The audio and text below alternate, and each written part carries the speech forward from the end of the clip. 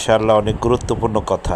আপনি প্রায় সময় খেয়াল করলে দেখবেন এমনি ঘুম আসে না, 1টা 1:30 2টা বাজে ঘুম আসে না যখনই আজানের টাইম হয়। আপনাদের হয় না? মনে হয় না?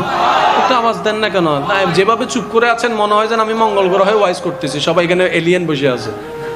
একটা আওয়াজ দিতে হবে তো। যখন আজানের সময় হয়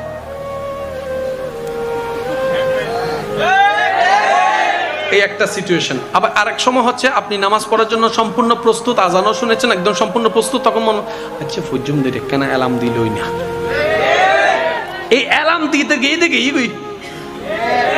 কথা বলেন ঠিক কিনা, নামাজটার পড়া হয় না।